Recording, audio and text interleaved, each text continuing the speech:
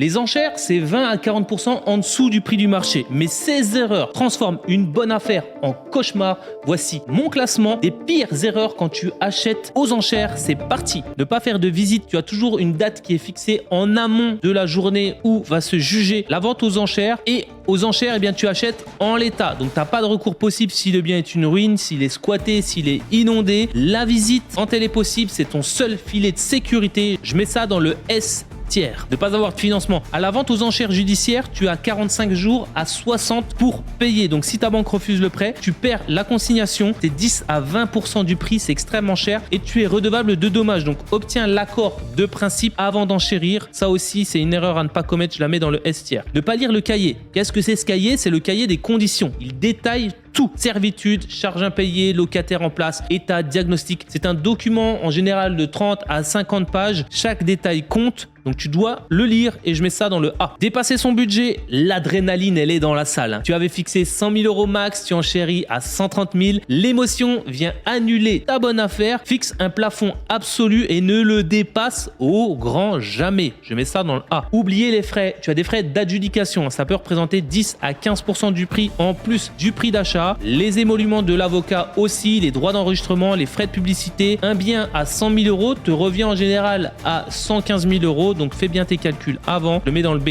Enchérir sur un bien qui est occupé. Tu achètes un bien occupé par un tierce, l'expulsion peut durer 12 à 36 mois. Pendant ce temps-là, tu payes le crédit sans avoir de loyer. Pour moi, ça va direct dans le C. Arriver sans avocat. Ce qu'il faut que tu saches, c'est qu'aux enchères judiciaires, tu dois obligatoirement être représenté par un avocat au bureau du tribunal judiciaire compétent. C'est lui qui enchérit pour toi. En général, il est assis à côté de toi. Tu as donné ton prix avant d'entrer dans la salle. Tu as fait le petit débrief et eh bien, il enchérit pour toi. Choisissant un qui connaît les règles d'IMO et surtout, n'oublie pas, tu devras, quoi qu'il se passe, le payer. Donc ça, c'est une erreur, on va dire, de bas de classement. Je le mets dans le C. Et enfin, pensez que c'est facile. Les enchères, c'est un véritable métier. Il y a des pros qui sont là à chaque vente. Si toi, tu arrives sans préparation, les pros récupèrent les bonnes affaires et tu restes sur le carreau, donc je mets ça dans le D. Et allez, je te donne une petite dernière astuce parce que ça m'est arrivé. Lorsque je suis rentré dans ma première vente aux enchères, je me suis mis tout devant parce que je pensais que c'était la meilleure place comme à l'école. Sauf que, erreur, lors d'une vente aux enchères, il vaut toujours mieux se placer en fond de salle